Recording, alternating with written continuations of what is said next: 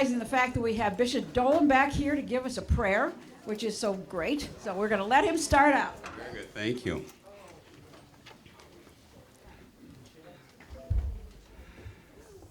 For our prayer tonight, I thought I would mention a prayer for Joe Andriata, who was a loyal member of the Westchester Tea Party, and he was the liaison man that between the Tea Party and St. Gertrude the Great for you all to be able to meet here. So he set that up, and it's been working real well ever since, I'm happy to say. And also, and I was impressed with this. His daughter Anita is with us today, by the way. She often is. I was impressed with the fact that he and his wife, Nathalie, would protest. They were at some sort of a Tea Party protest early on in this whole pandemic business. 20 months ago, they were out there on Saturdays on street corners. That's very impressive. Well, I thought that it would be appropriate under these circumstances to say a word about him and then now a little prayer for him. In the name of the Father, and of the Son, and of the Holy Ghost, amen. From the Apocalypse. I heard a voice from heaven saying, "Write, blessed are the dead who die in the Lord. Let them rest from their labors, for their deeds follow them. Eternal rest grant unto him, O Lord, and let perpetual light shine upon him. May he rest in peace. Amen. And may our Lord bless us for the labors we engage in this evening. Amen. In the name of the Father, and of the Son, and of the Holy Ghost. Amen." One more word before I temporarily surrender the microphone. Then I'll claim it back. Thursday, as you know, is Veterans Day, and it's a holiday, a day of observance, which is all too often forgotten in modern America. It serves several good purposes for us, and we're always careful here to observe it. We ring the bell 11 times at 11 o'clock on Thursday morning, and then afterwards there are prayers, and then prayers for the dead that have died in that war and in all wars, and of course prayers as well for all of our veterans, should any of you care to join us for a brief and bit of poignant, rather poetic moment. As we stop a little bit in our busy day, you're very welcome to this 11 o'clock on Thursday morning. Now I surrender the microphone. No, this is fine. Yeah, we're good. Okay, thank you. Thank you very much. Now we want to go ahead and, first of all, let's say the pledge if you stand up, okay? I pledge allegiance to the flag of the United States of America and to the republic for which it stands, one nation, under God, indivisible, with liberty and justice for all. Thank you very much. Okay. Now, after you sit down here, let me just say a word, too, about our veterans. We want to have them stand just a second here.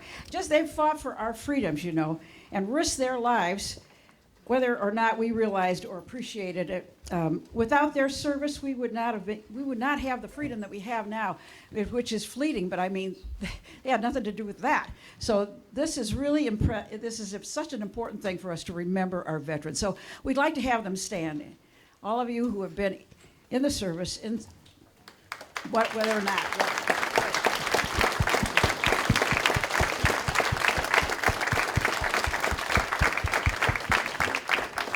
Thank you very much. Appreciate that. Okay, we would like, first of all, too, to say a congratulations to Isaac. Where are you, Isaac? Aide, who's right here. There he is. And yes. Yes, and we wish that Darby was here too. Darby Bodie, who also won for the. Yeah, I spoke to her. Her husband was away for about 3 weeks or so. Okay. In the army, so he's coming back. He went to the airport to pick him up. Okay. That's why she couldn't make it here. Yes, her husband just was coming back today, I gather. Yeah, right, which is pretty tough. She didn't want to miss that. And so he wasn't here when she won, which is too bad. But we're so thrilled you're both on the board now, because then we have Linda O'Connor here also. Stand up, Linda, where are you? Who's the three of them. Yes, let's get rid of CRT. Can I say one thing? It is about time. Yes. It sure is. Okay. So then we want to go ahead and have some reports on our representatives. So we'd like to have Zach come up first if we can with, I suppose we consider our rep to the United States, the top here. We're going to start with him. And, oh, there's so much going on, isn't there? You have so much like you could say. Right. Stuff. First things first. First things first. Kinzinger, Illinois. Maliotakis, New York. McKinley, West Virginia. Upton, Michigan. Reed, New York. Smith, New Jersey. Bacon, Nebraska. Van Drew, New Jersey. Gonzalez, Ohio. Young, Arkansas. Fitzpatrick, Pennsylvania. Catco, New York. Okay? Thought I'd start off a little unique today. Those are obviously the 13 defectors that allowed the infrastructure bill to be passed. So this is total complete disaster. Obviously, Congressman Davidson did not vote for that. That's a hard no. He will not be supporting the budget reconciliation. That's an obvious no as well. Most of you have probably seen everything that's in that. If you'd like a more detailed report about what's in that, if you can stomach it, let me know. Be happy to get that to you. Of course, less than a fourth of it is traditional infrastructure, which, by the way, I think most people can support. The congressman included can support traditional infrastructure, roads and bridges, but it's not what's in that. So, if it weren't for those Republicans, that would have kept the bill from going forward. So, anyway, that was a hard no for him. One other thing I wanted to touch on today is I had emailed some of the Tea Party leadership about this. I wanted to let you know that the congressman did sign on to a letter to AG Merrick Garland recently, demanding that he justify the targeting of American parents for expressing concern over CRT and mask mandates. Okay, so that's a letter that he sent to AG Garland. The third thing I want to touch on is obviously the Occupational Safety and Health Administration, OSHA, based on the rule from the Biden administration. As you've probably seen, the Fifth Circuit Court did put a stay on that. I think that's based in Louisiana. It's a federal court. They did put a stay on that, and our Attorney General Dave Yost, sued the Biden administration. So the congressman is very supportive of those efforts. He was glad to see the Fifth Circuit put that stay on it. It's pretty stunning, though, to see that the White House has gone ahead and said to businesses, you need to move forward with this mandate no matter what.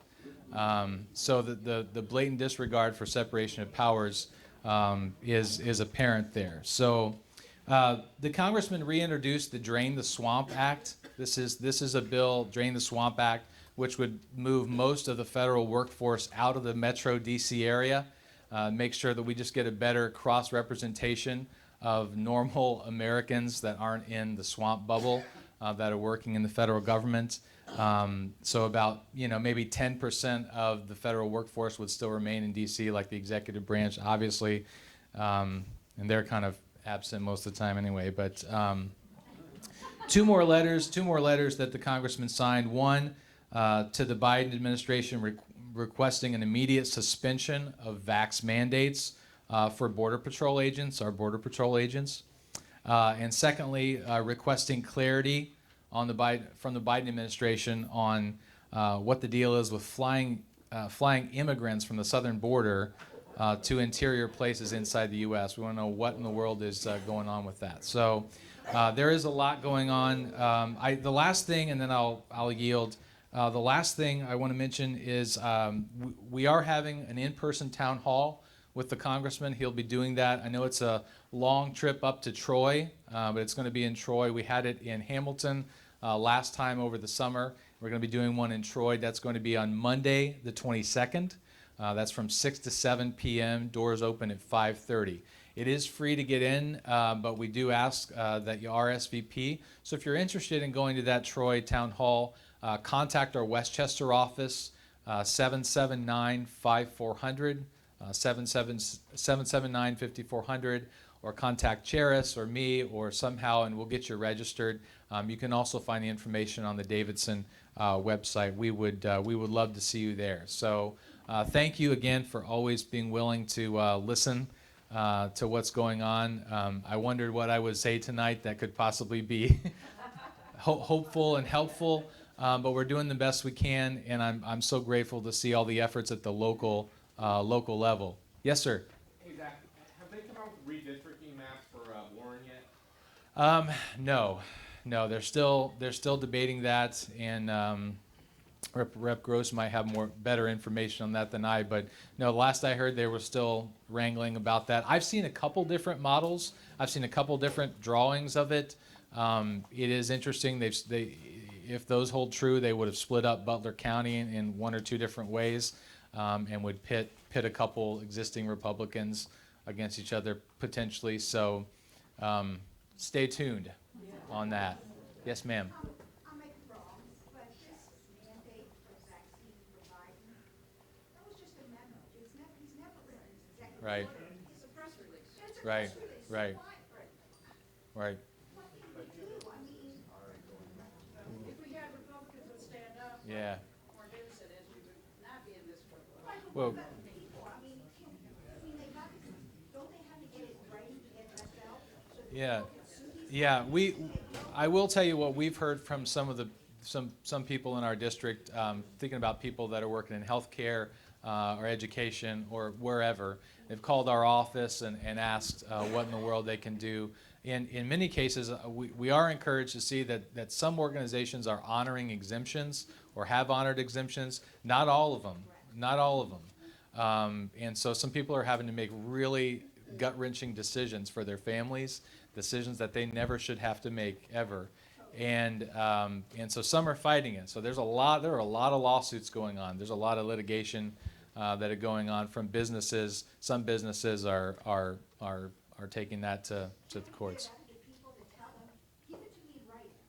Yeah, I mean That's that's the way you can come back at them and sue them. yeah. Well, there's a lot of people who have been, I mean, there's many sites you can go to for religious exemptions or whatever, but sometimes they don't take it, you're right. And it's wrong, absolutely wrong. They have a walkout that's going on starting yesterday through the 11th, all across the United States. Freedom, what do you call it? Anyway, it's, I think I may have put it on here, but it's USA. But there's also across the world. They're doing it across the Yeah, world. So. I have a good friend that's a pilot for Southwest. He was not the one that said go Brandon, but he has written an exemption.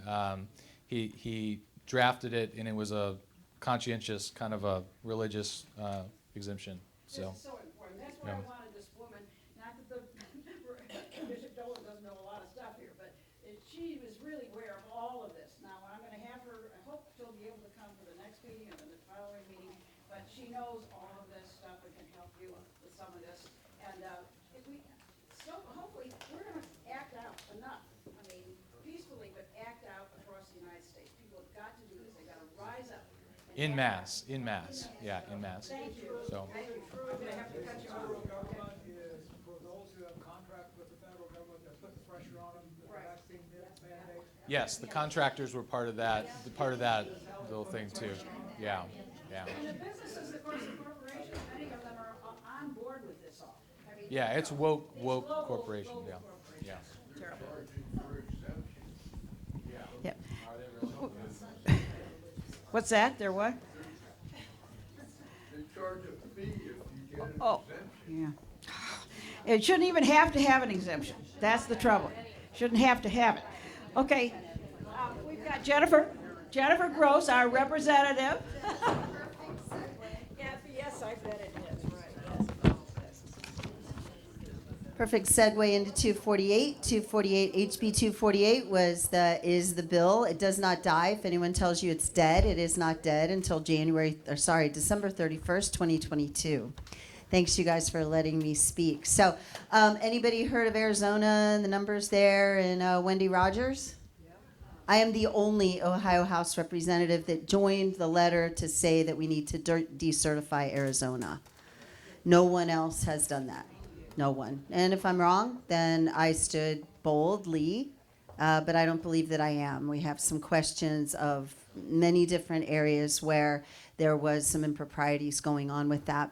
HB 248 is still in discharge petition. For those of you who have any reps who have not signed, Rodney Creech out of Preble County has signed, Thomas Hall has signed, Sarah Carruthers has signed, I have signed. So all of Butler County, we have all signed. And then we have Preble County, which is Rodney. If anybody is not on the list, which you can find in different areas, please encourage them to sign. People say, well, we're not going to get to 50, and we might not. But you see, the speaker at this point has said we're not going to do anything. So if we remember the scales of justice, you visualize Lady Justice, we get 20, we get 30, we get 40. You don't think the speaker's going to act? If he started to see that. Now, the truth is all the leadership has said, do not sign the discharge petition. So that's partly why they're not doing it. And then the Chamber of Commerce, the Ohio Chamber of Commerce has said anybody who signs that discharge will get 2 negative marks on their record for your votes and things like that. So, yes, we are the governed. Yes, we govern. They can say that you will be punished, they govern. So I'm just giving you a little taste about what's going on in Columbus about 248, but don't give up. Remember that we're on the right side of hope when we're Republicans and conservatives, okay? So I signed the Arizona. I also updated you. I want to talk to you a little bit, just real quick, about the Ohio Constitution. People will say to you, well, we're an at-will state, right? We're at will. The businesses can do whatever they want. But you know what? Our Ohio Constitution, I'd encourage you to get a copy of this one with amendments from 2011, which was the ACA, when we said you can't be forced to get health care. Article 1, Section 1, Ohio Bill of Rights. All men are by nature free and independent and have certain inalienable rights. What are those? Given by God. Cannot be removed by men. Right? Among which are those of enjoying and defending life, liberty, acquiring, possessing, and protecting property, and seeking and obtaining happiness and safety. You don't believe the vaccine makes you safe or is unsafe for you, that is the Article 1, Section 1 of the Ohio Bill of Rights. The second one I'm going to leave you with today on this one is, in the middle of the rights of conscience, education, necessity of religion, and knowledge. In the middle of this section it says, no person shall be compelled to attend, erect, or support any place of worship or maintain any form of worship against his consent, colon. And no preference shall be given by law to any religious society, nor shall any interference with the rights of conscience be permitted. So if someone tells you the ORC trumps your rights and they say, well, we're an at-will state and the employer has the right to determine whether you get a jab or not, I would say to you that the ORC, which is a fallible law created by your legislature, which would mean me because I'm not perfect, that the Constitution always trumps the ORC. Always. And if they disagree, what wins? The Constitution. So someone may, and there was a lawsuit that was brought up against the entire legislature, and we were summoned before the Supreme Court, but they cited Section 20, and it's inappropriate. It does not apply, and it will be thrown out. So there's that one. And then last but not least, I have a monthly town hall. For those of you who aren't coming, I would love to see you. Mine this month is in Liberty Township at Community Montessori on Monday, November 22nd from 5 to 7 p.m. And I'll tell you the details about legislation. We may see the CRT bill voted on next week out of the House. That would be 327. Possibly 322, and we may also see constitutional carry. And although it is not as strong as it was, it's better than what we had. So be aware that next week on the 17th, we're in session, we will be voting. So I suspect there's going to be some pretty good bills there. However, I would argue that the number one bill is medical freedom. Lastly, I am having a campaign kickoff. So I will be running again, and this is my formal first announcement saying that I am pulling petition. I will be sending around this sign-up sheet if you would like to come to my campaign kickoff, December 6th, Westchester at the Lakes Clubhouse. Please sign up. I'd love to have you, and bring Christmas cookies. And I need boots on the ground. We're going to have a real robust campaign, and I would appreciate your guys' support and, of course, your vote on May 3rd? May 3rd, 1st, and then November. So, anybody have a question? I do. Yes, Diane? So you had said when you started talking that the discharge petition still needs signatures. Yes. And you used the term leadership is encouraging people not to sign. Correct. Who should we be emailing? What would be your action item? You could email all of leadership, besides the fact that they removed me from health committee. So you could email leadership. You guys know I was part of Operation Warp Speed, right? So I did studies on the Johnson & Johnson vaccine and the Moderna. Names. So yes. So names of leadership: Cupp, Abrams, Ginter, Carfagna, Jones, and Seitz. There you go. Who said that? So Seitz, my husband. Thank you, honey. So write leadership and say, now Seitz is they're gonna write you back, they're gonna say the bill's flawed. You say, what are you doing to fix it? They're gonna say she didn't follow the process. Wrong. Discharge is part of the process. No, you don't do that. What you do is you tell them to Sign. telling people to not sign it. Don't argue with them. Yeah, that's right. Don't That's get good. an argument. That's right. Tell Tell them. them what you want. Okay. And do that, and then you need to write your rep. You need to call your rep. And you can call any of the 90 people that are opposing the bill as well and tell them that you want them to support your medical freedom. Show up at the protest, support the ones that are still out there, and that ought to be good. We have a rally every Saturday from 1 to 3 at the corner of Cox and Tylersville, if anybody wants to come and help us. And we're going to have signs out for 248. Absolutely got to be out doing that. We got to be pushing it like mad.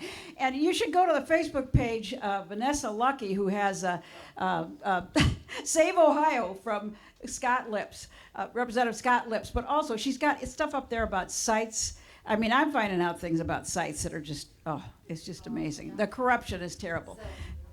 So I'm not going to throw any fresh meat to you guys, but talk to me one-on-one. Yeah, right. We're glad you're running. Thank you. Okay, thank you. Okay, just briefly, let me say that we do have a representative from Redacy here. This Ron Polaco, you say it? Okay, right over there.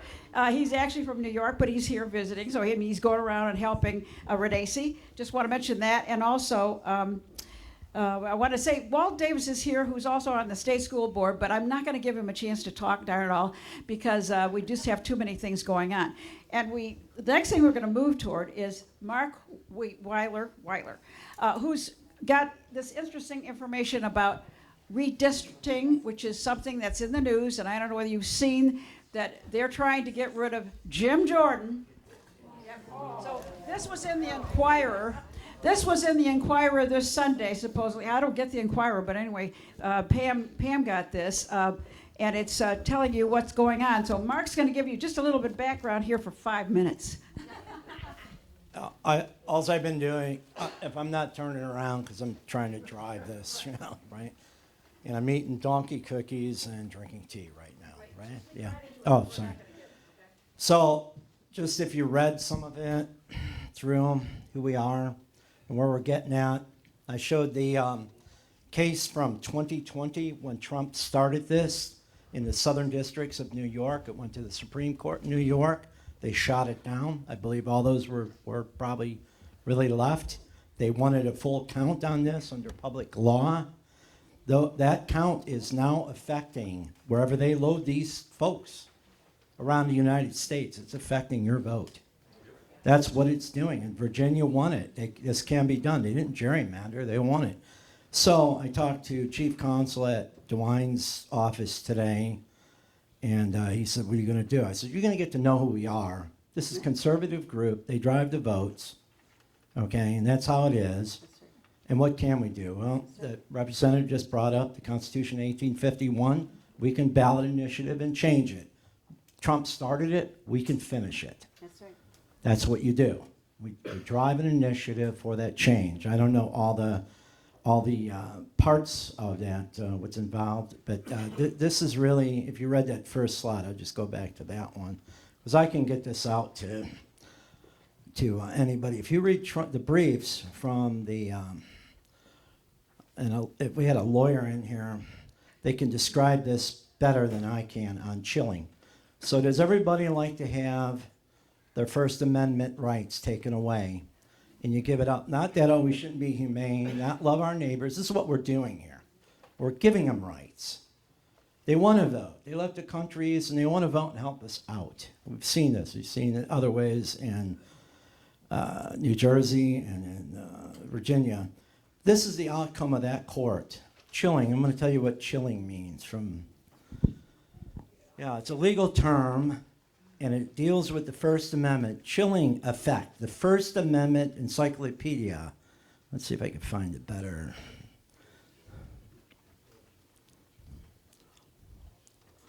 It's a unusual, undesirable, discouraging effect or influence. Let's see if I can find something better. In other words, what it's doing is they're saying, in effect, we're taking their First Amendment right away. What is that?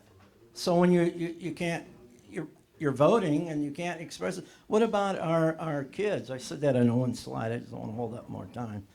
It's a chilling effect against and making it so that they don't want to be seen and they don't want to be going and voting supposedly. They can't vote anyway. Well, they load them. You have to read this guide. Will be a help if everybody writes that down. That will be a help to understand some of this. Send this out on the constant contact. Yeah, that's all you need. And reading over what is described as gerrymandering, this has always been an ongoing battle in the state, gerrymandering, every state. But this is beyond gerrymandering. This is what they call in loading, they call it packing these districts. And that's what we're doing. We're flying people to Florida, I believe, and they don't want to answer that question. We're holding them at the border. Is that a city? It's not about humanitarian. It's great. We want to get them in and do this right. But this is what they're doing. This is the effect, and you can see it on the one I put up. How can we combat it? We need a ballot initiative to start a change on 1851. And what Trump started, we need to finish. I believe. You'd have to really get legal, It sounds like we can. We have to have an initiative to drive it, a ballot, I think. So if we give you our contact information, you will get the group to do. I'll find out how we get this started through legal means. Okay. So we can, and I don't know, I'd have to do this is a lot right here. I'd have to do some really searching on it, on how we can change it. But I believe, this is my belief, and what I'm doing right now is crowdsourcing, because everybody has beliefs. Everybody in here, this is what these maps do, and Congress does, and what it affects. So we need an initiative, not to say we're inhumane, not to say these folks we're welcome into our communities. We want to get them legalized in our districts. We want to vote. They want to vote. They want to do the right things, but not to influence it, not to put stuff whatever and influence our kids, Illegal. What they're doing is Well, we know that, but how can they have their own little. I don't know. There's much legal involved. They manipulate it, sure, and that's the whole thing now. We see it on redistricting and here, racial. That was a big thing years ago. Racial gerrymandering. That's not happening. So they're looking at that. They're looking at constitutionality. The courts are going to look at that Constitution. Did they follow it? They're going to look at all that, and they'll make a ruling. It's going to be interesting. We could follow it on all the websites. I think we got a sign up sheet. I left my email up there. If you email me, I think there. Let me get one more. Hopefully you can see that, right? I should have done it in different colors. Blue's not good. It's yeah. You could text me, or it's a Weiler, WEILERPOLO, and just write the number down. Shoot me a text. That was on the constant contact. Yeah, you guys will get it. I sent out one that And try to get, hopefully get there, get this guide. I don't want to hold you up. Just try to upload that, put redistrict in the road to reform. I should have cut that text a little bit. But redistricting report, that kind of helps. It'll discuss this a little bit, you know. We're going to have to cut it off. Yeah, because we've got cool. so much other stuff going on. We still have, thank you very much. Real quick, frankspeech.com. Yes. I want you to sign the petition so that they can take the fraudulent election in Arizona to the Supreme Court on November 23rd. Okay. On frankspeech.com. Yeah, I haven't been going to it lately, but you're absolutely right. That's Mike Lindell's website, frankspeech.com. So go to that and see what you can do to sign the petition. And I'm so grateful that Jen is on the Arizona. She's done this with Wendy Rogers, so that is terrific. And nobody else, I mean, doing it. It's terrible. So we've got to get, if we begin to rise up, they would not do all this stuff. We have to rise up and say what we believe. So let me also tell you just quickly here that we have Jim Conant Jr. here too, who Jim Conant Jr. has been on the subject of precinct strategy or precincts for 40 years probably. So he really knows what he's doing with this. And he just wanted me to pass along the fact that he's getting a work team together to meet soon, maybe next week or something, I think he said, to help 700 names of local activists who know how to run the precinct for precinct. So he wants people who are interested to get a hold of him. Where are you, Jim? In other words, we're going to look up their names, what precinct they're in, help them run. In 1990, we got 700 pro-lifers to run in the Republican Party in Hamilton County. But we're working on 4 counties now, all the 4 around here. And we're going to try to fill them all up so that people like you can be made party leaders instead of whoever Right. gets Yeah. up there. Right. And when this gentleman, let's rise up. Yeah. Part of it is go after their jobs at Right. the precincts, and I appreciate you letting us announce this. So if anyone wants Yeah. to be on the working team, see me afterwards. Yes, right. Jim Conant Jr. Okay, very good. Thank you. Because he usually talks to Daniel Schultz, who has a great website, strategy. What is it? Precinct Strategy. Precinctstrategy.org or .com. Yeah, and he talks to him a lot. He knows what's going on. He says, you're not in the Republican Party if you are not a precinct captain, or you don't have anything in the game. Nothing in the game unless you get somebody, and nobody in your area doing it, taking material around to you to give you information. That's what happens. There's nobody there to help you. So it's bad, okay? All right. Yes. One last thing. Yeah. See the slide I put up now about cracking and packing? Forget cracking. Go to packing. These people, they're not Democrats. They're not Republicans. These are people in districts. They represent districts and then congressional districts. Talking about packing. Now load that in, concentrating the opposing party's voting power in one district to reduce their voting power in other districts. Now put in these folks that are flying down to Florida or whatever they're doing. They're paying money, whatever they're doing. There's nothing against the law for that. They don't have no voting say-so, but who knows how they're packing them. And that's against the law. If we did that as Republicans, our conservative Republicans, we're going to federal prison. Yeah, the Democrats don't ever go. Right, they never go.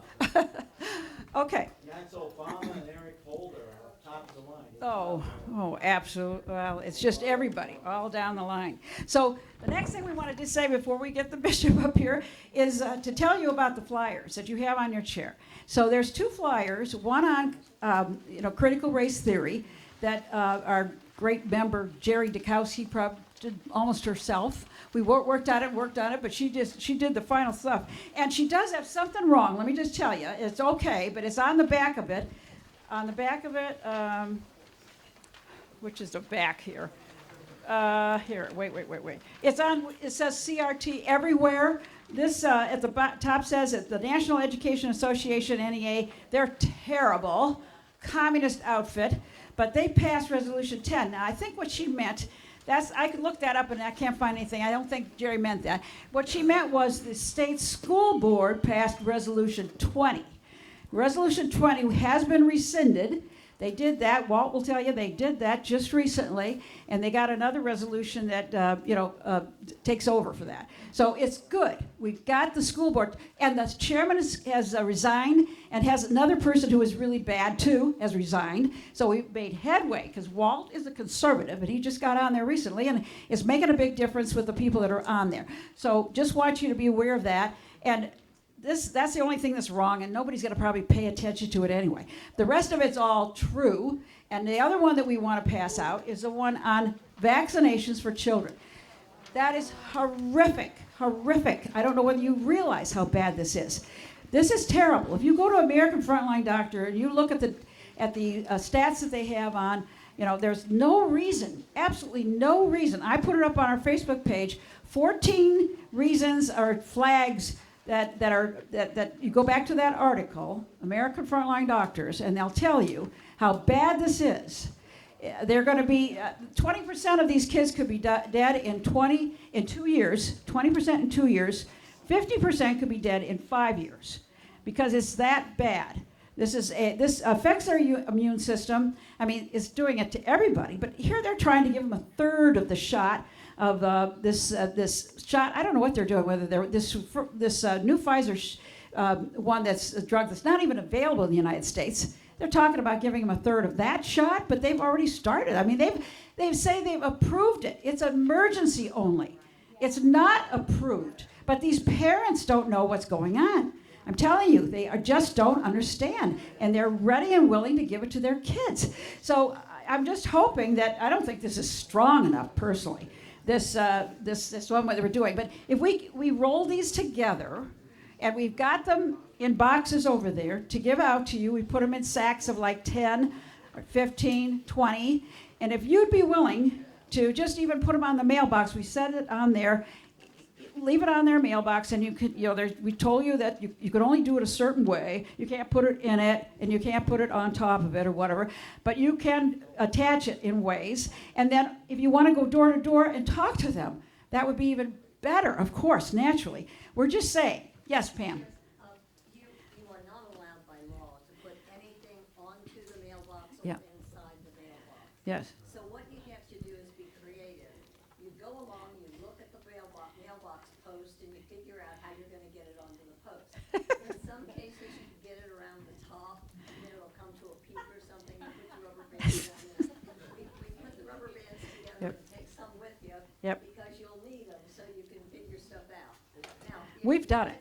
if you get to a mailbox and you can't do anything with it, put it on the doorknob, but you don't have to knock if you don't want to. Yeah. But it is much more productive, and let me tell you this. Jim is here about Central Committee.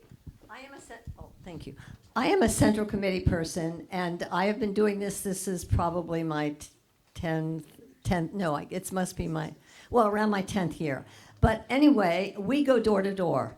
After a while, it doesn't bother you one bit. In fact, the people are so nice.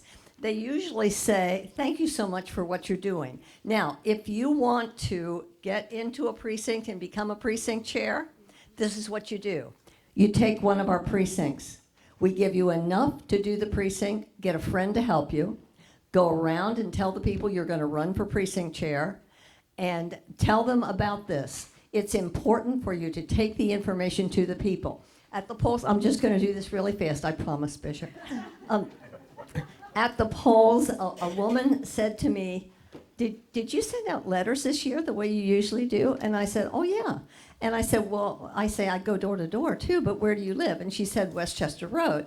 So I said, well, I can't walk Westchester Road. It's too dangerous, and it's all hilly, and I did it a couple times, but it's really hard.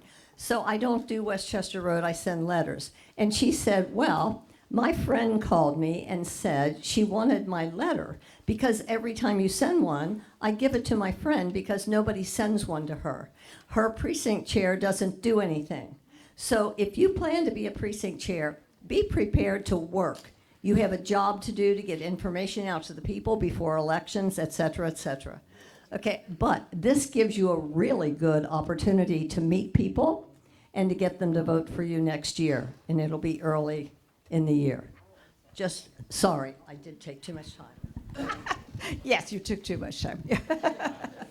Okay, I think we've done it now. If we, at the end here, we'd like you, I don't know whether you've taken time to look at the map. If you don't know your precinct, you could try and find your address, you know, your street, where you are, just so that we could have you write down what streets you're covering. Just so we don't have somebody duplicate it, you know, that would be a good thing. So we're going to have sheets there, and if you can sign up and do that, and we've got boxes to put these different things in. What? Okay. All right, that's a sheet. Okay, good. All right, thank you. So I think we're done. And we're going to have the bishop come up here and speak to us. I'm really anxious to hear what he has to say, because I know he's on top of everything. I mean, he really is. Watch yourself there, right?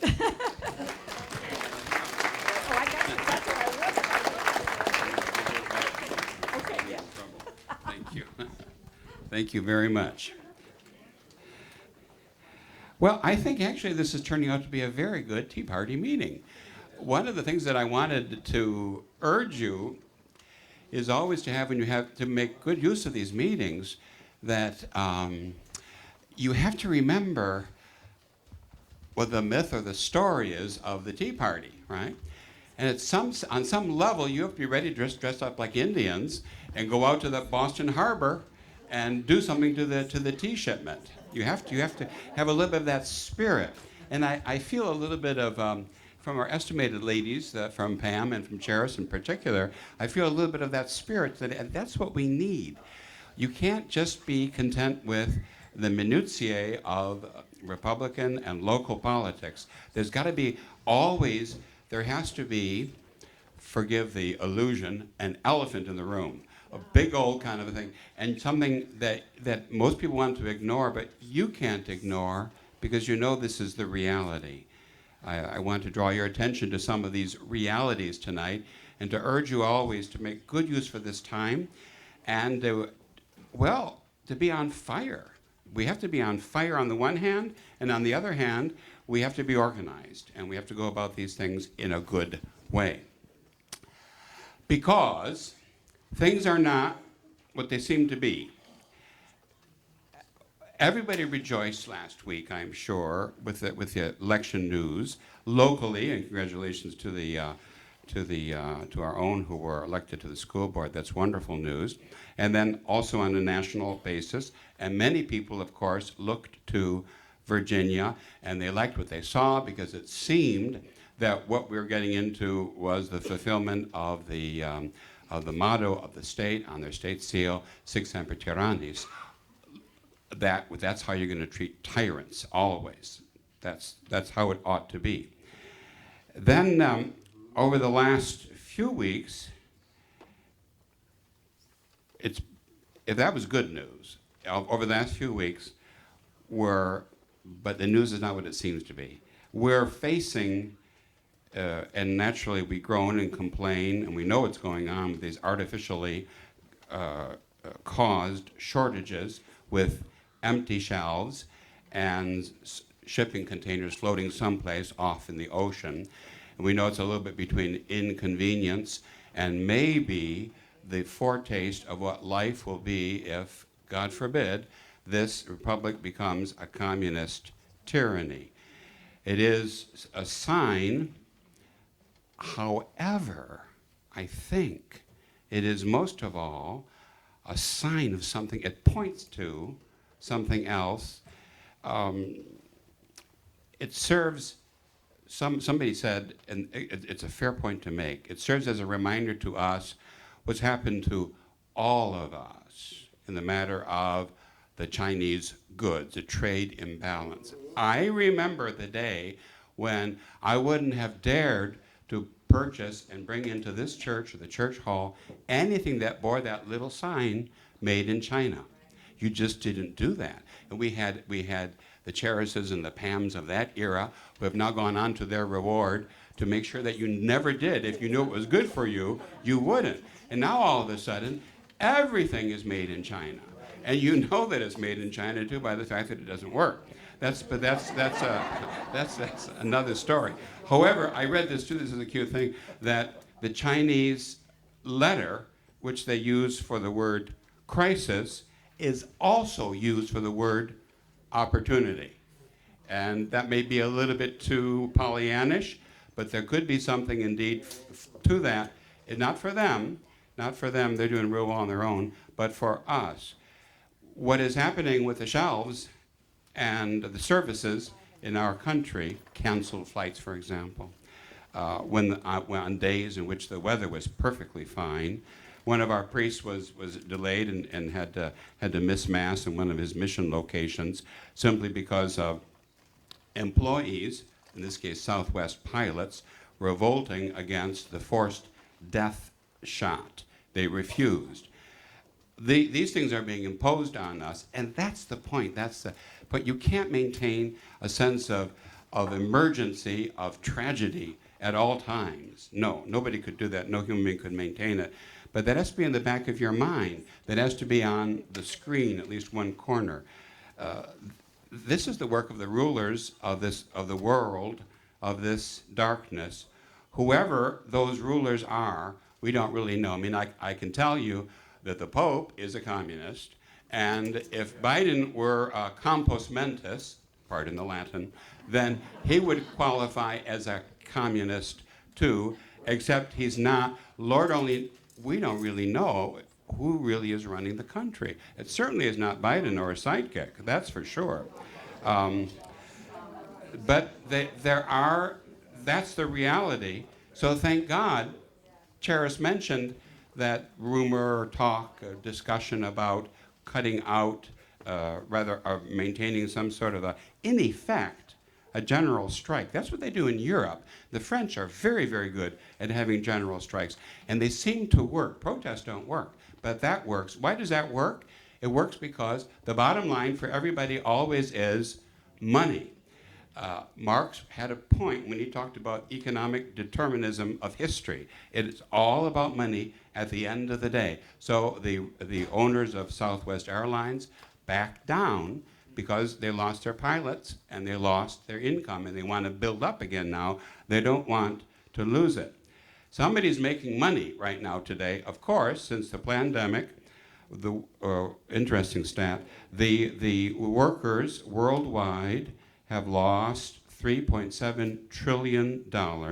Meanwhile, the billionaires, in their small numbers, have gained a record 3.9 more. They've gained more than the workers even lost. Trillion dollars. The numbers are unimaginable. Who could even think about those things? We have witnessed the largest and the fastest wealth transfer in human history. And nobody wants to talk about it. It just happens, and that's there, and that's just one more elephant. Make room, move over, buddy, because there's just one more big old elephant in the room. But here's something to talk about, though. The newly elected governor of Virginia, not to burst any bubbles, but the man's name is Youngkin. You may have thought that he's one of our own because of some interesting stump speeches and some interesting strategy which he employed. The truth of the matter is that at the very best, he is a classic Rockefeller Republican. As in a member of Carlyle Group, deeply involved in international finance, a member as well as the CFR. I was shocked by that. CFR, and he's invited to, and he attends the Davos meetings with Mr. Schwab, the man who tells you that we are now entering into the fourth industrial revolution, and you are going to be, he looks you right in the eye and he says, you are going to be moneyless and you're going to be happy about it. Well, it's good to know where we are, because unless you know where you are, so I'm kind of wondering now, I wonder what precinct I'm in. So I have to find out where I am. But when you know where you are, then you know you have some idea of what should happen next and where you're going. I compare what is happening with us, with our history, with this sort of inexorable dance towards left-wing communist tyranny, to an interesting dance that they did on Sunday in Holland. It was the feast day of a St. Willibrord. He was a missionary, an English missionary to Holland, 7th, 8th century, monk as well, converted quite a few. And somehow in the 16th century, the custom came to be that the pilgrims to his shrine for his feast day would link arms about 4 or 5 abreast, and there'd be a band playing folk music, and they would walk towards the shrine, taking 3 steps forward and 2 steps back. It took them a long time to get to the church, and it was considered as an act of penance that they performed. That image, as I was preparing the talk, that image came back to me today. Ladies and gentlemen, you can't say that anymore in many circles, you know. So let's go ahead and say it a lot. You're not allowed to say ladies and gentlemen anymore. Oh my goodness, what a world. Ladies and gentlemen, welcome to the world of politics today. This dance has been imposed on all of us. It makes me think about another dance. Recently, just last month, we had Columbus Day, and of course they want to destroy Columbus Day as much as they can. Columbus was a great man and a great Christian, and the Spanish conquistadores, the Spanish conquerors who followed him, did a wonderful work to free the Native Americans from the tyranny of an Aztec death cult. Well, as the battle went on to win Mexico City's capital from the Aztecs, some of the conquistadors were captured by the Aztecs, and they knew what their punishment would be, that they would get their hearts chopped out. That would be it. They'd be dragged up to the top of the death pyramid, and their hearts would be cut out. But beforehand, the Aztec priests insisted that these men should dance, because every victim had to perform a dance, and they had you all chained up, and they pulled you this way and they pulled you that way, and then, and only then, would they, with the priest, it was all covered with blood. His hair was covered, matted in blood. The Aztec priest never washed the blood off of his body, if you can imagine, and it was truly demonic. And they cut it out, and the heart was pulled up, and then it was offered up to the god. And then the body was just thrown down the many steps of the pyramid. We today, are we really doing any better when we deprive ourselves and our children of oxygen, and then the children who don't get killed are chopped up in the womb or in the time of birth? Now they're being injected. Even children have to be injected. This is the dance that they're forcing us to dance, and very often it is 3 steps, 2 steps, 3 steps, back and forth and back and forth. So you might wonder sometimes, why is it that we are not making any progress? I want to talk a little bit about that today in particular. Part of it has to do with what happens after people are disgusted with something. Say, for example, what went on with the school board in Virginia. The writers for Youngkin realized that, and they built a campaign around that. We have a priest here who's I don't know if I've ever mentioned this, but he's Finnish. He's from Finland, and it was just around the time of his birth that Finland finally was able to escape entirely the Russian communist invasion. Well, he preached a little bit about this during the summer, I think in August, and he announced, it was an interesting point, he said, what's happening today is not a conspiracy, because a conspiracy happens in secret. What is happening today is happening in public, and they're not ashamed about it. They'll let you know everything. So why is it then that the bad guys are winning? I read an interesting article in the American Conservative magazine a few weeks ago, which I saved for an opportunity to share with you, and I'm glad to have it this evening. The author maintains that the left has won all the cultural fights. Why? Because there's a backlash of normal people, normal Americans, a backlash against this insane progressive lunacy, the author calls it. And then they vote Republican. And then what happens after that? I'll tell you what happens after that. Then they let the Republicans who are in control, including those who are not too well known, shall we say, that's where the term closed doors, behind closed doors, or closed door politics, smoky room, it all comes from that. The author refers to them as a grifter class within the GOP, that they run the government in such a way as to satisfy the donor class that keeps everything working. So it is all about money when you get right down to it. So it's a small minority that actually is running the whole show for the Republicans once they get a victory like this, say, in Virginia.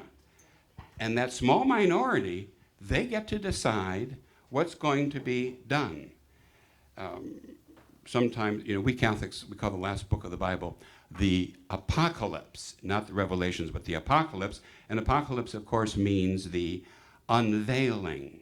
Well, some of the great unveilings of recent years for conservatives have been how many Republicans who a few years ago, especially during the Trump years, at least mouthed the ideological positions that they would seem to share in common with us. But now, that's all finished. They have come out themselves as full left-wingers and have always, but you kind of knew this, they always looked down upon social and religious conservatives as being rubes who could be, that'd be you, who could be manipulated as electoral cannon fodder.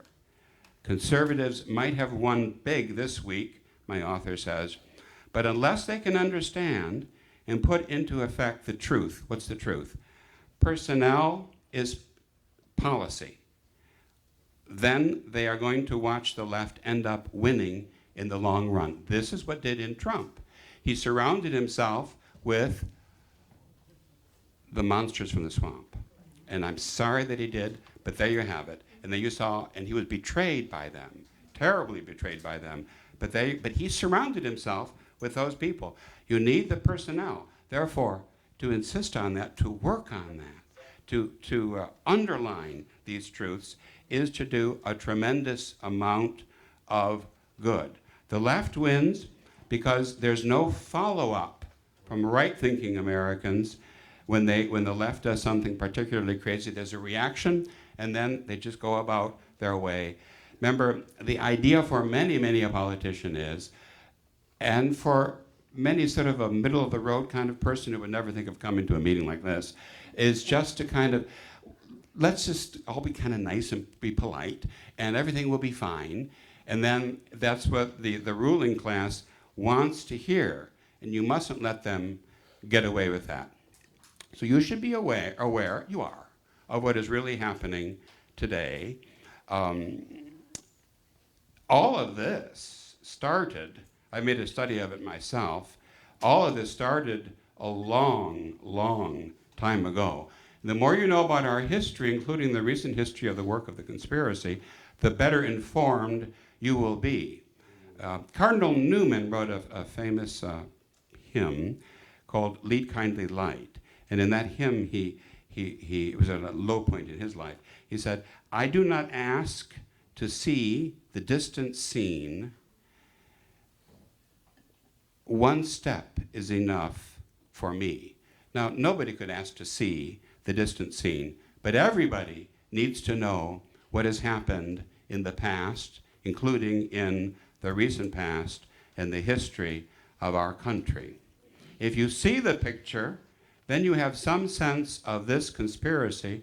One of my former colleagues referred to it in a book that the Birch Society published, Conspiracy Against God and Man, and it goes back for centuries. What can we do about it? Well, there was an interesting tweet that I came across the other day. I'll just read it to you. New Mexico Republican Party Chairman Steve Pierce told Breitbart News Saturday, a Tea Party-style revolution is coming to fight against critical race theory, the coronavirus lockdowns, and open borders. And then the writer says, I certainly hope the chairman is correct. Well, I do as well. That's the work that is germinating here, and that is the work that very much needs to be done. You can't say that it won't affect you, because it is going to affect you. There was a song in the 80s, you know, those crazy songs sometimes come back to your head. I think the song was called Bad Boys, and the refrain always was, what you gonna do when they come for you? Bad boys, bad boys. Well, they're gonna come for you. They are. So this is very much in your interest and my interest and our common interest as Americans to do something about that, to tell the truth with some sense of urgency. The whole business about the mandate, of course, and the fact that it is so phony. If you know your history, you have some idea about American Constitution, you know what is going on. But then at the same time, you have to know that, gee, my goodness, the presidents have been usurping their powers. Back when we used to have a president, the presidents have been usurping their power for a long, long time. And that goes back to the Republicans. That goes back to the Bushes, declaring wars. Congress has the job of declaring war. But now, war is declared by the president, or is not even declared. It's just, as someone mentioned tonight, it's just a press release. That's all it is. That's all that you take. That's how far thought, human thought, has degenerated to that level, and that's how low they consider the intellectual standards to be of our country today. We have forgotten, and it needs to be repeated frequently, the parting words of Eisenhower when he left office, warning about the military-industrial complex, and today we can add to that a third, the military-industrial medical complex, with Pfizer leading the pack. Pfizer, which is looking good because they're unsuable, packing away their billions and billions of dollars. And it is interesting, and I just note this, that the employees of these different companies, they're not obliged to get the vax. And the members of Congress, they're not obliged to get the vax. In fact, I don't know if it's true, but I read that members of Congress were given the opportunity to use ivermectin and any other medicine which actually does work. They had the privilege to be able to do that. What does that remind you of? That reminds you exactly how Stalinist Russia was run. So the president used to just declare unjust wars on foreign nations, and sometimes the effect of that was very, very close to genocide, Christian genocide in the Middle East in particular. That should be noted. And that was all in other Republicans.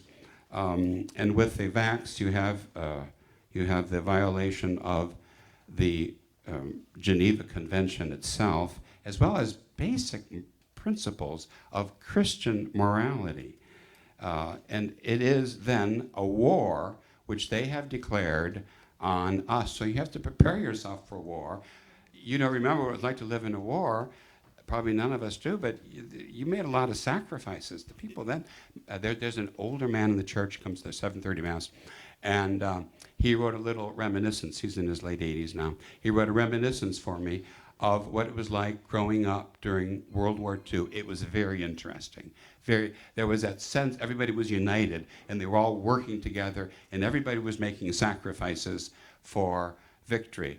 That a little bit has to animate us, I think, today. Russia itself, they call the death vax the Russian roulette, because it just really depends on which shipment you get, and if your luck holds out or it doesn't hold out. But Russia itself forces that same thing on their citizens. It is a worldwide death cult, and in this sense, you reach beyond politics as normal and beyond the questions of money. They can never entirely leave money, but almost, to something which is preternatural, something which is deeply, deeply demonic. Their plans for the gradual destruction of the population. That is what's going on today. We have to have that thought always in mind. They make no promises. They'll tell you up front, no, we're not telling you won't get sick if you get the jab. Oh, no, we're not telling you you won't spread the jab. Just the vague wish that perhaps it may lessen your symptoms, but in any case, you certainly are going to need it if you're going to be able to function in society. If you don't take it, you will lose your job, you will lose your livelihood. And I've been in touch with a number of friends in foreign countries who are having to face that right now. And can you imagine if that comes to our land as well? Already, those who refuse to get the jab are segregated off to a separate group.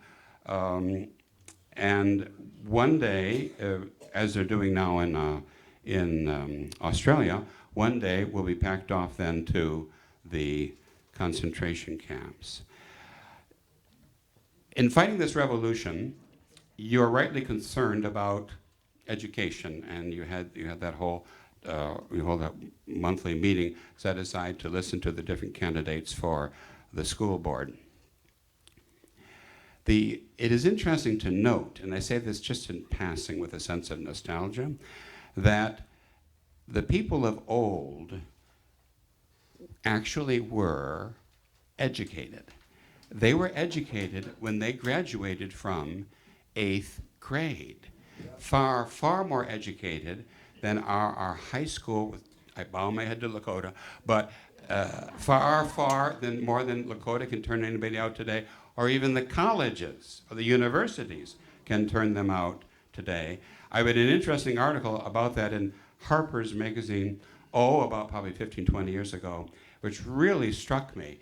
Just the list of things that the average 8th grade graduate was obliged to know. He was educated. That was before Dewey. That was before the whole new educational philosophy was imposed on our country to make our youth to be consumers and workers as a rule.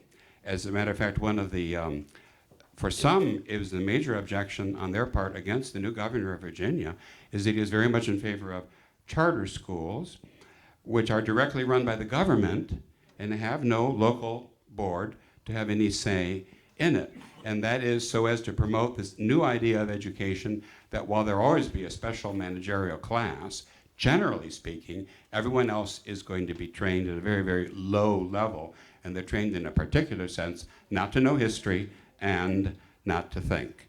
The problem always is, so if you're facing the problem of a school board, I don't envy anybody who could be on it. My goodness, where would you even start? Because of the teachers, because of their formation that they face, and the principles which they have imbibed. All of that leads, and this goes back to the 1950s, leads to the implantation of communism in our society today, because it began that way in the universities. The left always continues to march in its lockstep, and they're only marching one way, and we have to always keep that in mind. Which reminds me of a story about my Uncle Tom. He was a little bit of a character. He was a classic Irishman, I'm afraid, lived in Chicago, and he was known to be partial to the drink, as they would say. And one day, having a drink taken, that was the phrase they used, having drink taken, he was driving the wrong way on a one-way street. in Chicago, and a policeman stopped him and said, you know, this is a one-way street.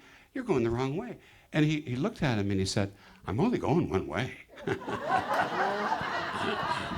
And I'm afraid it is the same for all of us. We are only going now when I have that sense, always that sense, it comes back from time to time. We're doing our best. You are doing your best. But there's always that sense. And that must be probably in a very particular way the question of education, because the problems with public education go back for what, 50 years at least? 50 years at least.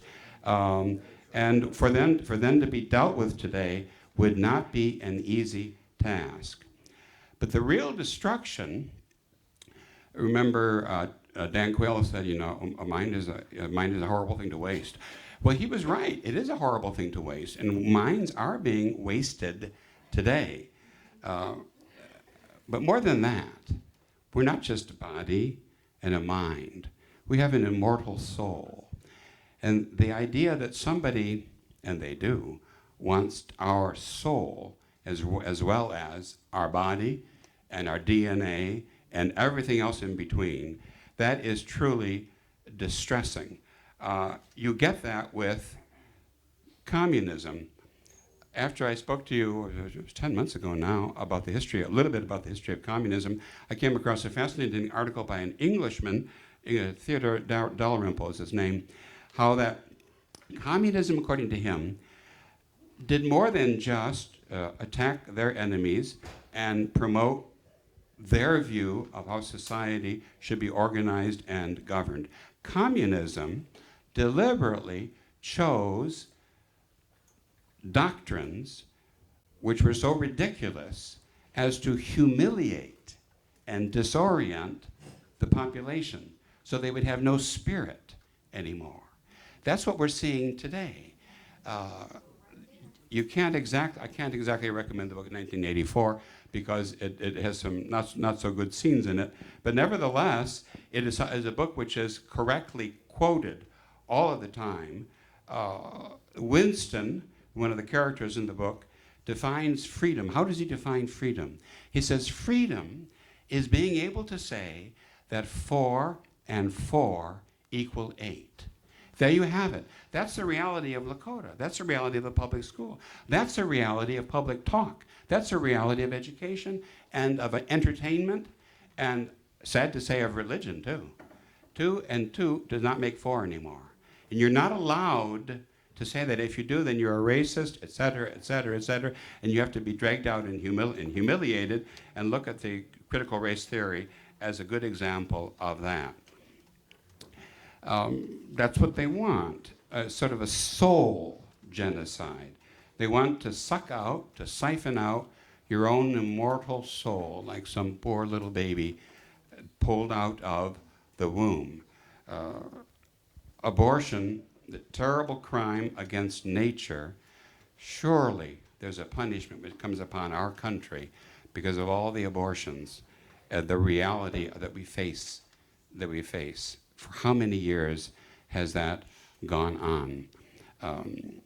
For too many leaders who could have been leading, they weren't, because they were busy with the game of politics, keeping everybody happy, telling people what they want to hear with one eye on this person, another eye on that, because the point of politics is power and to stay in power, and money, lots of money. You're going to need that to stay in power. And then show that you're busy how? Show that you're busy by making laws. There have to be always more and more and more laws. If there's a problem, there's a difficulty, what's the response? We need a law. And so they'll impose yet another law. I think what happened in Virginia shows that when you get to politics, there really isn't too much of a difference. Democrat, Republican, I'm afraid. It's often so. You'd almost have to use the French standard of guilt. In America, you're innocent until proven guilty. In France, by the Napoleonic Code, you are guilty unless you can prove yourself innocent. Well, maybe that would be a good standard to apply for some of our politicians today. But in any case, remember that you do have you still have means at your disposal if you are willing to read and to research and then to think. And sometimes when you do these things, you might end up losing a little time and going down what we call a rabbit hole. But believe me, you can do worse than that. People who will not automatically sign all of their rights over after the moment of outrage and disgust has passed are the ones who possibly will be saving us with that one finger in the dike so we not all be drowned to death. Something is always better than nothing. And as they say, if you see something, say something. That is very, very important. What we're doing tonight, what you will be doing all week long and all month, talking with other people, networking perhaps informally or formally, all of that is crucially important. I had kind of mixed feelings about the, oh, okay, thank you. I think you did, yeah. I got another one, but thank you. Yeah. Yes, right. Oh, okay, thank you. I'll put it on my little table here. That's good, thank you.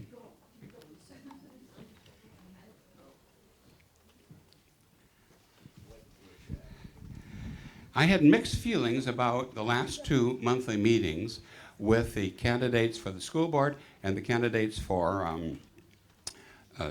Westchester Township Supervisor. One of my parishioners came, and he came up to me Sunday after Mass, and he said, you should tell those people, because he's a kind of a man, he said, you should tell those people. What should I tell them? You should tell those people that don't give any softball questions and never accept an evasive answer. What's an evasive answer? When they talk about, well, I think, or, well, I feel, no. I want a fact. What's your fact? How do you view the situation, and what are you going to do about it? Because you do view that situation. On the one hand, there's all of this horrible stuff going on in the world and in our own country on a local and international level. And on the other hand, there are local politics, which are very important too.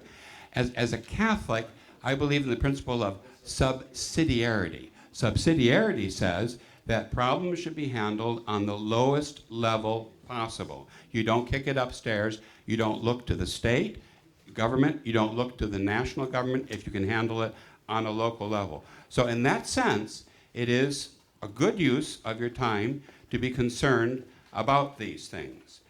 And it is interesting to note, I learned this, I'd never given the matter much thought, but it's considered that Westchester is a very desirable place to live. So if it's desirable for the people who live here and those who might want to move here, guess for whom else it might also be desirable. For the bad guys, when they come for you, they're going to want to come here too. It's a good location because it's near enough to Cincinnati, but not too near, if you get my drift. And the services are good. It's a pleasant place. The people are, they're okay. No, they're wonderful people. Westchester people are wonderful people. And the school system does have indeed a very good reputation. And all of that makes for sort of a power base, which means that you get, it's like last Saturday night, how great that was. We got an extra hour of sleep. And I just felt really good. I wish they wouldn't fool around with the times as they do. I felt really good Sunday morning for the first time in a long time. But that 1 hour made a difference. But you get a premium. You get a premium just from being here. So the work that you do will reverberate to other places. And it is along those lines as well, a very worthwhile investment. I remember, I haven't heard it so far, but I remember we always have services here Friday night. We have services all the time, but especially Friday night. And in Friday nights in the fall, walking up the hill behind me, up to my little house on the top of the hill, that after services, I would often hear the Lakota band. And sometimes, if I'm not mistaken, I'd actually hear the roar of the crowd for a football game. And of late, I'm thinking to myself, those poor young people, how sad that is. There is no one who will stand up for them and take the lead for their health and for their lives. That is very sad. First of all, figure what the young football player has to face today. First of all, he has to try to avoid concussions, which go along with the territory and sometimes can be gruesome. And now, because everyone's getting the jab, and he's told he's got to get the jab too, then he may fall dead on the field to boot. And that music, that band, would remind me a little bit of the Aztec music when they played when human sacrifice was performed. We need leaders. We need a plan. We need strategy, and you've got it. We need leaders as well who are willing to say that this is what matters. These are the things that matter. This kind of stuff determines our fate. I remember a story about Daniel O'Connor, who was considered to be the liberator of Ireland, and there was a crucial vote going on in the House of Commons about some sort of a relief measure that would or not be passed for Ireland. And he was outside praying, pacing back and forth with his beads and praying the rosary. And one of the men came out, ran out to him, and he said, "Daniel O'Connor, for the love of God, what you doing out here? The faith of Ireland is being determined in there." And he said, "I'm doing more good here than all you are doing with your blather," which is an interesting sort of like a summing up of politics on some level. Prayer is all of which is to say, prayer is very, very important, because the enemy that we fight is not a mere natural enemy. There is something else going on. He is not seen, but his effects are both seen and are felt very much. And so, in addition to everything else, I want to make a little ad in favor of prayer. What a situation we're facing today. Children as well as adults being killed by government genocide. Our military has become a joke. Perversion as well as racial prejudice is pushed down everybody's throat today. These things demand our attention and our outrage. There's always a little bit tension between life you want life to kind of, it would be nice if it just continued on as it always was. And we're probably not ready to say it's not going to anymore. But every now and again, you have to get up and you have to cry, havoc, let loose the dogs of war. They're not so slowly choking us to death now. One thought, I wonder what happened to all of the liberals, all of the leftists, and all of the hippies who were always protesting war, and as short a time ago as with that 15, 20 years ago, were protesting Wall Street and the one world economic plan. And they were demanding freedom. What happened to them? They've all joined the side of tyranny now, all of them, because irregulated freedom without morality, leads only to slavery, the slavery of tyranny. It's something that we should be prepared to fight for, freedom. But first of all, we have to open our eyes and don't be afraid to ask questions. Communication today, I view this more and more as a very important role for the Tea Party. There has to be some way of finding out what's actually happening, because you can't turn the TV on. You may be able to get a good station on the radio yet, but anything on Twitter, that's for sure, I follow Twitter, anything on Twitter that's worthwhile is going to be taken down or will be censored on one level or another. We need a source of information that's useful, informative, and inspirational. That idea, we can do it, we can get this thing done. I've heard some excellent talks and presentations here this year I'm remembering in particular one speech that Candace gave a few months ago, and it impressed me very, very much because it was organized, and it was practical, and it was factual. We live, last of all, we live today in a world of lies. Dedicate yourself to spreading the truth. Protest when you're able to protest. Plan what needs to be done. Share information and network. Because if we create some sort of a network, should, which God forbid, worse comes to worse, we have something going for us at least. In the meantime, do not be afraid. It's too late to be afraid. They already have your name. Sorry. So you may as well just go for it. Cowardice is a curious thing. I meditate on that amongst the clergy, and for me it's a shame and a very, very sad thing. The Archbishop who ordained me was a Frenchman, Archbishop Lefebvre, and he was at Vatican II, and that big council that changed the Catholic Church in the early 1960s. And there were a few bishops that got together one day and said, we need to issue a condemnation of communism. Well, the Pope was a modernist and a philo-communist. His name was John the 23rd, Angelo Roncalli, and he had set the tone already. Everything was going to be nice, nice, nice. Actually, that Pope flew the Russian flag over the Vatican for the first time, the hammer and sickle, for the first time in history. Well, the Archbishop and some of the other bishops got together, and they went around to see the bishops. And there were how many thousands of bishops there from all around the world. And the common response of the conservative bishops was, I'll give you my signature, my name, conditionally. If you get the majority to sign with us, then you may use my name. But if it's not going to pass, I don't want to be part of a minority. How pitiful is that? So at the end, nothing happened at all. Can you imagine the Catholic Church afraid then to condemn communism? And that's how you ended up with a communist Pope today. And then what's ever going on in the White House, I don't know. But it's communist as well, that I do know. But remember, it is not too late for us.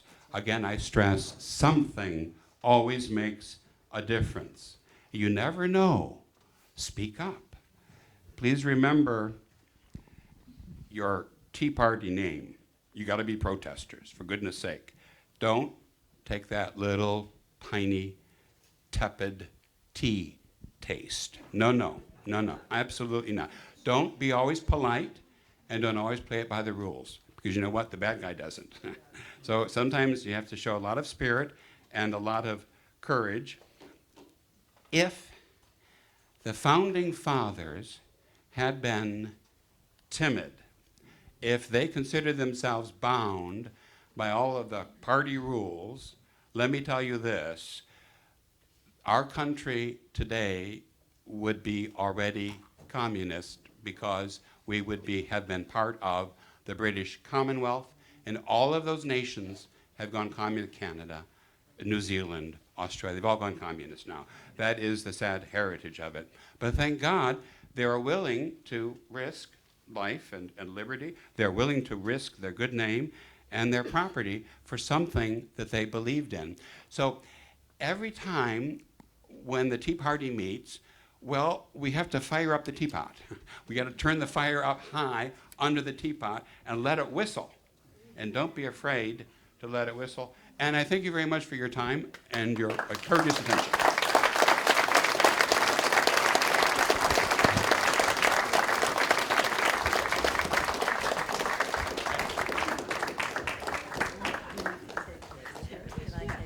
Yeah, why don't we add a little whiskey to that tea? Terrific.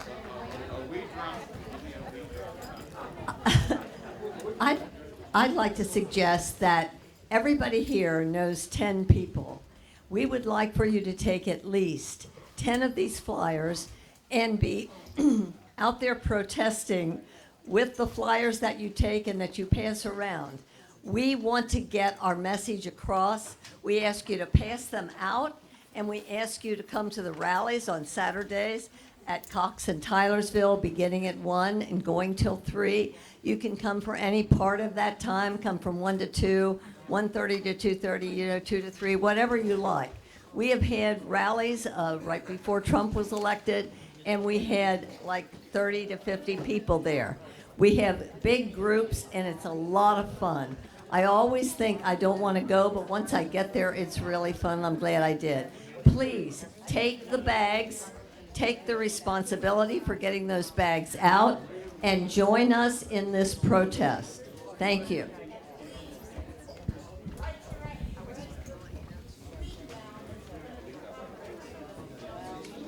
Yeah, right. Thank you, everybody, for coming.